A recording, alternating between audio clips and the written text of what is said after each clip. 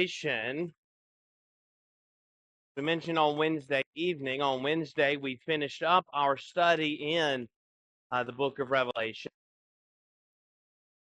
Going out of town to see family for Christmas tomorrow, and so we're going to spend some time reviewing Revelation instead of starting something new.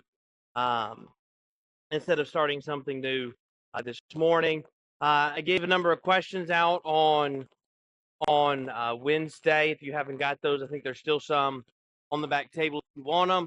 We're going to try to go through as many of those as we can. Some of the early ones, I'm just going to run through the answers real quick, and then we'll go through some others and give you some time to answer later.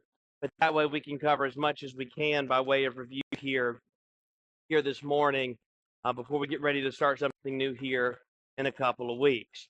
So get ready to review Revelation. The first question we asked was, can we understand the book of Revelation? And the reason we put that up, as we pointed out in our introduction of the book, is that the book is difficult. I think the main theme, as we've talked about, and the main point we need to take away is simple. But in terms of the specifics of the book, it's a rather difficult book to understand. Even as much as we tried with some of these things to say, here's what we think it means, at the end we have to say, here's what we think it means. There are a number of real possibilities.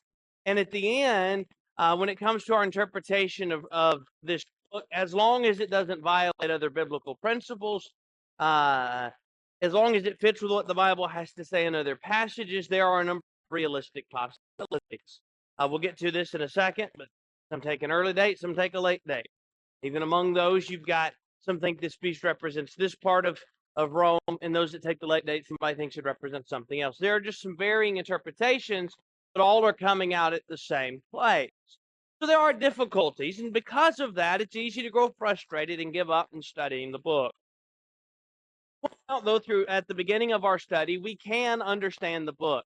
I think we can understand the specifics, or at least get a good idea as to what some of those symbols mean. But even if we may not be able to, or we're not able to be dogmatic about certain symbols, we are able to understand at least the gist of what is said in some of these passages. And so, as we said, even among those who may take some even different dates, for example, somebody takes the late date versus somebody takes the early date.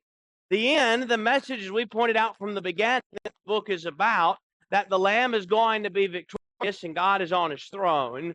There's a hint, by the way, if you don't have your answers written down, there's a few questions later. We'll get to that. That'll be the answer to one of them. But even when there is some disagreement among the date of the book, the main theme, there is some agreement concerning. And so when we get into Revelation, as we said, it is often avoided, but we can understand what is being said. And so, as we said at the beginning, there were some difficult sections. If you didn't find some of the sections of Revelation difficult, please let me know when we're done, because next time we'll let you teach the class in Revelation. There's just difficulties here that are not easy to understand, but we don't need to grow frustrated. As we said, one way or the other, we cannot be dogmatic about the specific meaning of some of the terms, but we can understand just of what is being said. Now, let's go to question 2. We mentioned this already in terms of some, general time frame, but what are the 2 main dates that are given for the we categorize them by 2. There is the early date and the late date. As we talk about these dates, the reason that we had to spend so much time, and we'll give some evidences of both again in a minute, that's one of the questions we have. The reason we spent so much time at the beginning going through the dating is, unlike other books, the date of this book has a direct impact on our interpretation. And what I mean by that is this: if you take First, 2nd, and 3rd John, those that believe Revelation is written in 54 to 68 AD, believe that the books of John that John wrote, so the Gospel of John and then 1st, 2nd, and 3rd John are written in an earlier date. Our interpretation of 1st, 2nd, and 3rd John is not impacted on whether it was written in 54 or 94, right? There's no impact on that. Maybe some of the historical background around it, but it doesn't have an impact on what John said. This one here, it has a bigger impact on, because we'll get to in a minute, because of the interpretation method that we were following. So those two dates, the early date can range from about 54 to 68, the late date 95 to 96 AD. Question 3 was list some evidences for the early date. You have most of these questions, you can get your answers from your workbook. We mentioned throughout, we're following a little bit different outline of stuff. We had some things on the board that may not be in your workbook, but some evidences for the early date. We said the evidence for the early date was primarily internal. And what we mean by that is a lot of the main arguments that are used for it are argued from Revelation, but are argued that, for example, Revelation 17:5 was, remember the horns on the beast in Revelation 17, representing the kings.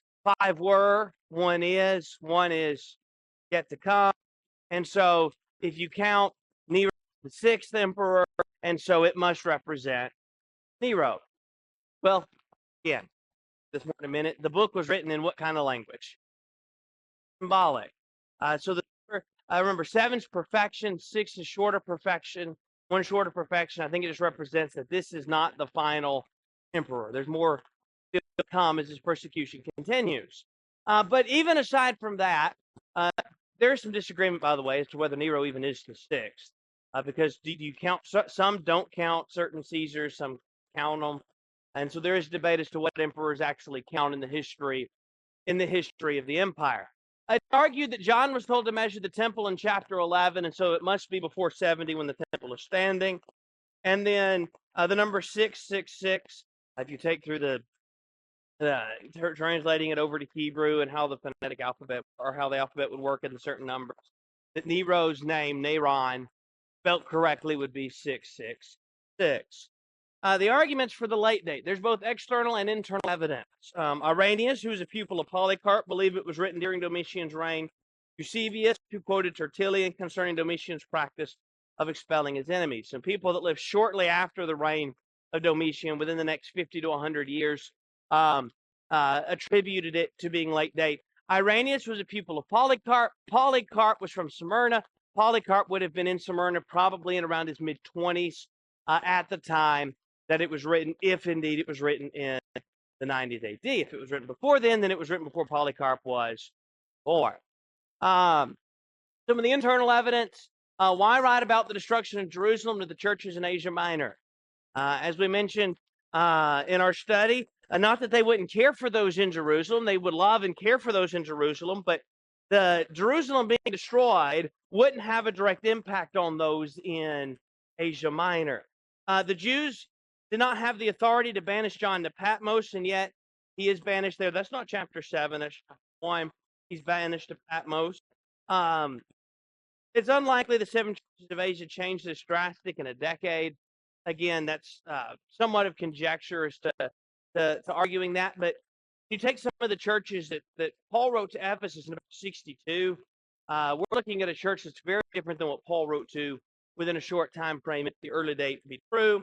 It is unlikely that Laodicea rebuilt itself so fast. They suffered a massive earthquake in 60 AD that leveled the city. They refused Rome's help, by the way, built it up themselves. The book describes persecution for refusing emperor worship. That fits with Domitian. The book is heavy in Jewish symbols.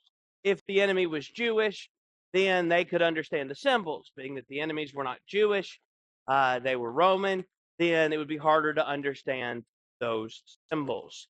Question 5. I mentioned this one earlier, the answer to this. We talked about 5 methods of interpretation. So what were the 5 methods of interpretation we mentioned? It's in, I think it's in your second lesson in your workbook. It was in one of our first two and a half studies. We covered the introduction. Methods of interpretation. There are 5 methods. Futurist, and continuous historical. Yes. Preterist.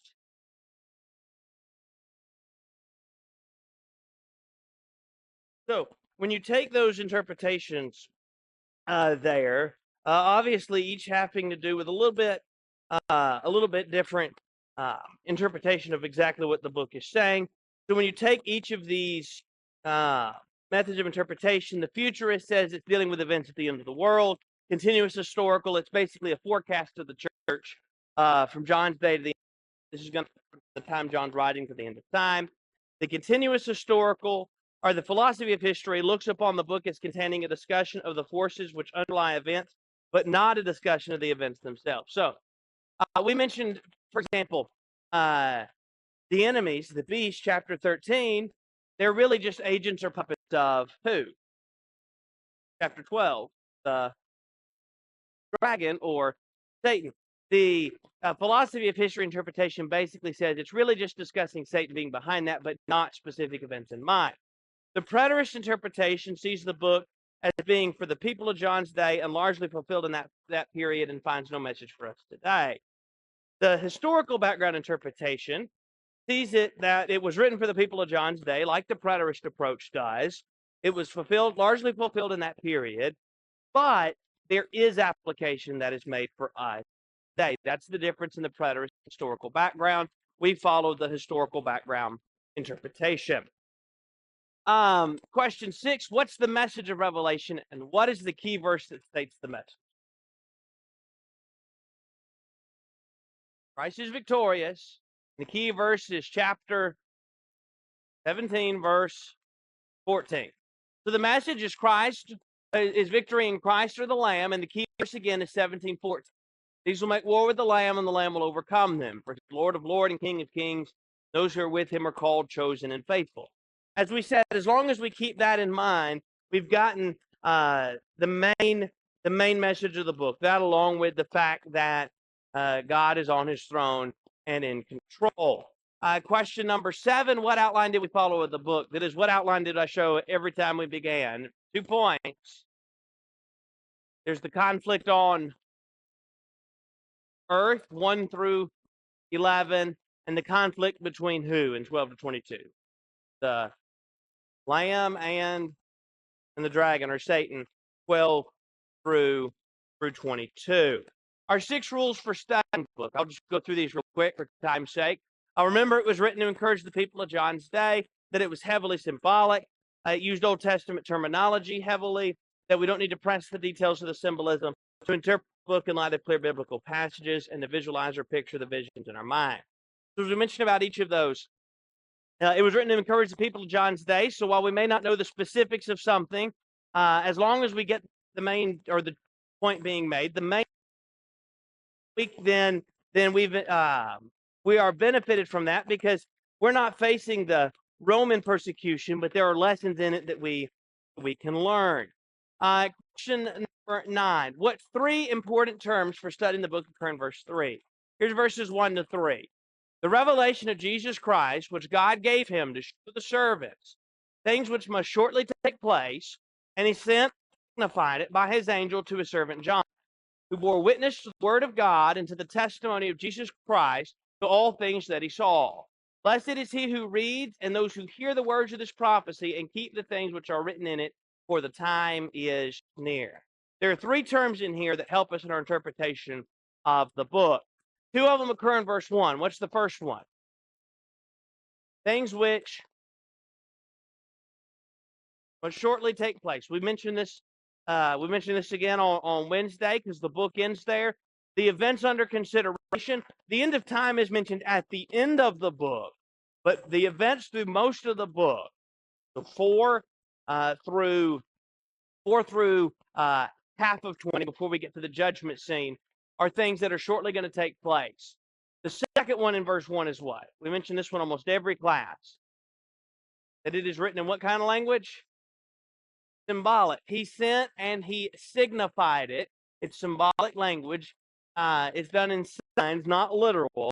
By his angel to his servant John. And the final one is the end of verse 3, for the time is near. Same point he made in verse 1. What are the 7 churches that the book is written to? Mentioned in chapter 1, mentioned again in chapters 2 and 3. What are the 7 churches? Ephesus, Smyrna, Pergamos, Thyatira, Sardis, Philadelphia, Laodicea. Here's a quick summary of each of those. Church at Ephesus is the church that left its first love, chapter 2, 1 to 7. The church at Smyrna was the church that was persecuted. Now, they all were persecuted, but specifically that's what he focuses on in Smyrna. There's nothing negative to say about them. The church at Pergamos was compromising. The church at Thyatira was tolerant. The church at Sardis had a reputation of being alive, but in reality they were dead. The church at Philadelphia is faithful. The church at Laodicea is lukewarm.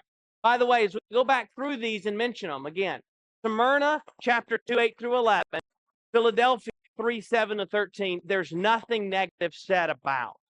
The church at Laodicea, chapter 3, 14 to 22, there's nothing positive said about. Ephesus, Pergamos, Thyatira, and Sardis, there is at least something positive and something negative both to focus on. Question number 11. Who's on the throne, chapter 4? This is our second key to the book. We said the first one is victory in the Lamb. But the other important thing we said we need to remember is who's on the throne and in control. God. God's the one on the throne. What was found in his hand in chapter 5? He's holding a scroll. How is that scroll described? It is sealed with 7 seals, and it is written on the front and the back. What that means, the front and back, is the message is fixed. It's going to have or complete, and it is fixed. The seals, it's tamper-proof. That is, what is written is complete. There's nothing to add to it, and it is sealed up. Nobody can tamper with it. Question 12. Right. So it's completed. Front again, the front and back symbolizing that it's sealed, so it's tamper-proof. Question 12. Who are the 24 elders and who are the 4 living creatures? We're now getting into some over the chapters. If we don't get through, are not able to finish all of these, and we start running out of time, I'll skip to the last question on some practical lessons. We'll go through as many of these as we can. But chapter 12, or not question 12, chapter 4, we're introduced to the 24 elders and the 4 living creatures. Who do we say the 24 elders likely represent? And the 12 tribes or patriarchs of the 12 tribes. 12, remember, under the old law again, there was 12 sons of Jacob. There was 12 tribes. In the New Testament, there are 12 apostles. 12 just meant to came to represent God's people. And so the number 24, Haley says, suggests it's a combination of the redeemed under both covenants. Those under the old, represented by the 12 patriarchs. There's 12. The new, represented by the 12 apostles, 12 and 12. We have 24 elders. The 4 living creatures is a little bit more difficult. There's a number of debate over what exactly those 24 or those 4 living creatures represent. Your translation, if you have a King James, doesn't say creatures, but says 4 beasts. That is not the best translation there because then it causes confusion. When we get to chapter 13, we're introduced to 2 beasts. The 2 beasts are 2 of the enemies. These 4 living creatures, though, are not in it. They are praising God. They are mentioned time and time again. While we cannot be dogmatic about what they are, I think it's likely, and we pointed this out, that they were some order of heavenly beings. Ezekiel 1, 5 to these 4 living creatures, they're very similar to the 4 living creatures of Revelation 4. Ezekiel 10 tells us those living creatures were cherubim, special order of heavenly beings. Can we be certain about that? No, but that seems to fit. Again, John using Old Testament terminology, using what Ezekiel saw in Ezekiel 1. It's used here in John's vision in Revelation. Question 13. Who took the scroll from the one on the throne? And how is the one that took the scroll described? So first, the one that took the scroll is described 2 ways. He's called first the Lion of Judah, and then when John turns to see him, he instead sees what? a lamb. He's told a lion, he turns and sees a lamb. The lamb had 7 horns and 7 eyes. He also looked as though he had been slain, and yet he was living. Question 4 or 14. In chapter 6, we open the first of those 7 seals. Remember, we have the 6 seals open, then an interlude, then the 7th seal. 7th seal leads to 7 trumpets. 6 trumpets sound, then we have an interlude, 7th trumpet. Then in the second half of the books, the 7 bowls of wrath. What are the 6 seals in chapter 6? And then what do we say they represent? Well, let's start with the 6 seals. The first seal led to a white horse. The second, a red. The third, a black horse. The fourth, a pale horse. The fifth was the souls under the altar. And the sixth was a picture of judgment. So the white horse, there are a number of possibilities as to what it means. But I think the interpretation means, when we pointed out why we think this is, it likely represents Christ, who appears, by the way, as a rider on a white horse later on in the book, representing the triumph of the gospel. The red horse then is the persecution that follows the gospel. The black horse seems to represent economic hardships, the scales that are there. Chapter 13, 15, and 17 tells us those who serve God suffered economic hardships and were not able to buy and sell in the marketplace. Pale horse represents death. That one, it tells us, is death, but it likely, Harkrider and Waldron point out, represents the common woes and pestilence afflicting man. So those serving Christ have to worry about the persecution that follows, the death that may happen for serving Christ, and even if not death, the economic hardships. But on top of that, they have the same concerns that everyone else does for the pestilence of life. The soul under the altar, chapter 5, that one is much simpler. It is those that were killed for the sake of the gospel. And chapter 6, the picture of judgment. It's not a picture of final judgment, but of judgment in time. That is judgment on a nation in time, not the end of time. This is judgment on Rome, if our date be correct. Question 15. Chapter 7 is the 144,000. What do they represent? And what is on their forehead? So first, what did we say they likely represent? All of what? All of God's people on earth at a given time. And what was on their forehead? They were sealed, meaning that God knows they are His. Just real quick on the 144,000 again, as we mentioned several times when dealing with these, not to be taken literal. The book is symbolic. We're not interpreting it literally. Remember, the number 12 represents God's people. The number 10 represents completeness. The number 144,000 is 12 times 12 times 10 times 10 times 10. The number of God's people times the number of God's people times the number for completeness times the number for completeness times the number for completeness. So likely represents the completeness of God's people, likely on earth at a given time, being that later on we have a great multitude that seems much larger than the 144,000. What did the 7th seal lead to? The 7th seal is open in chapter 8, and that leads us to 7 trumpets. Now, 7 trumpets, the first 4 sound in chapter 8, and those first 4 look like this. Hail and fire rain down is the first one. The second, destruction of the mountains. The third, wormwood falls into the sea. The fourth, the sun, the moon, and the stars are darkened. It represents some sense of judgment. I think it's Summers that suggests that these could be different aspects of God coming in judgment on Rome and perhaps represent natural calamity. 3 things really played into Rome's downfall. Natural calamity or disaster, own internal rottenness, and outward invasion. And so Summers suggests that these 4 represent the natural calamity. Then the 5th and 6th sound in chapter 7. The 5th is locust, the 6th angels and horsemen. The 5th likely representing internal rottenness. The 6th, the angel and the horseman, likely representing the outward invasion. Well, what do we say they represent? I guess I'm jumping ahead of myself. The locust, the internal rottenness. 6, that outward invasion. Question 20. What is John told to eat in chapter 10? The little book. What do we say that means? It means to take in or to master the contents of the message. See for reference Ezekiel 2:8 through chapter 3, verse 3, as well as verse 14. in Ezekiel, that same kind of terminology is used. I'm going to jump ahead of myself here. We're running out of time. Well, we'll finish this because we've been reviewing 12. So we'll answer this question, and then we'll jump ahead to some practical lessons we learned from the book here shortly. What happened with the seventh trumpet in chapter 22?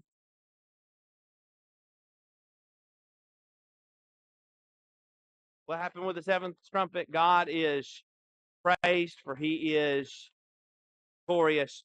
Chapter 11 with that seventh trumpet. I'm going to get to this one, these next two real quick, because it sets up the rest of the book. What are the three characters introduced in chapter 12? There is the woman, who gives birth to the male child, and then there is the dragon. The dragon represents two. And what is he doing at the end of chapter 12? Persecuting the people, persecuting the woman and her offspring, which are those who follow God and Christ. Give me just a moment here. We'll answer this one while I try to switch. What do we say the two beasts likely represent? The beast of the earth, and the beast of the sea. The sea likely represents Roman Empire. The beast of the earth, some special branch of Roman government, perhaps the Roman Concilia, who was directly responsible for enforcing emperor worship. A couple of questions we'll jump to here. What happened to Satan in chapter 20? He's taken and he is bound. And he's bound for how long? 1,000 years. What happens at the end of the 1,000 years? He's loosed for a time before he is ultimately conquered. So, what did we say that represents? Well, the binding seems to be some sense of God placing restraints on him. I think it likely represents, and we gave several quotes about this, the fact that he didn't have the same ability to use a nation like he used Rome for a time. At some point, he's loosed. I think it's King that suggests that means that Rome's not the final enemy. Not in the sense that they're still enemies of God today, but in the sense that Rome's not the final one in the sense of the way they went about it, perhaps. When's that going to be? We don't know, but he's released at some point, and then he's ultimately defeated. Chapter 28 is a picture of what? That beautiful, we said it's the ultimate victory. 19, 20, 21 is victory over the beast, both the beast of the sea and the false prophet, the earth, victory over Satan, and the ultimate victory. Right. Chapter 30, question 35, chapter 22 gives us 4 warnings. What are those 4 warnings? Time is near. Heed the message. Do not alter the message. And again, same thing as he mentioned at the beginning, but the Lord comes quickly. Get to our final question here. What are some practical lessons? Well, there is no slide after that. There are practical lessons we learn from the book. What are some things that, again, it's a book written for the people of John's day, largely for the people of John's day that has specifics, but what are some things we learn from this book by way of practical application? Yes. I think about there in chapter 3, verse 5 says, if they overcame, then he would not blot their names out of the Lamb's book of life. Then you go over into chapter 20, verse 15, says, anyone not found written in the book of life is cast in the lake of fire. So we can initially obey the gospel, and God writes our name in that book of life. But just as those people then, if we go back into sin, either sin of omission or sin of commission, then he will ultimately blot our name out. And, we might blot something off the chalkboard, but you can maybe see where at one time it was written on there. Well, in the same way today, it can be anything. As we look at the New Testament, the commandments given what constitutes sin, sins of omission or sins of commission. If I fall back into that sin, and the reason I bring this up is so many people say, once saved, always saved. And we say that's not true. But by the way we live our life, we may kind of imply that, Micah, because we don't comply with all these different things he's given us, from our attendance, faithful attendance, to visit the sick people, not just a relative, but Matthew 25, it says if you don't come visit one of the sick, you're going out into hell for eternity. We've got to get this stuff. You're right, and I think as you talk about when you look at what is said here throughout the book. Clearly there were a number of those that were faithful that gave up and compromised in this instance, and because of that their names were blotted out because they didn't hold on and overcome, which is what he's trying to encourage them to do. Some of these churches, once faithful congregations, the congregation, at least the great number of them, had gone that way where they had wandered away instead of overcoming. God is on his throne. God is on his throne. God is victorious. God is victorious. And we can be with God. We can gain heaven if we do that. Absolutely. And again, I've said, there are a lot of things we've studied in this, a lot of difficult sections to this book. If when you walk away from here, the two things you remember is God on his throne and in control, and the land's victorious, that tells me I want to be at the side of the one in control and the victorious, so that I can have that hope of heaven. Again, I'll be out of town, so Pat's going to teach on Wednesday, and then Aaron's going to fill in on Sunday, and then we'll start something new here in a couple of weeks.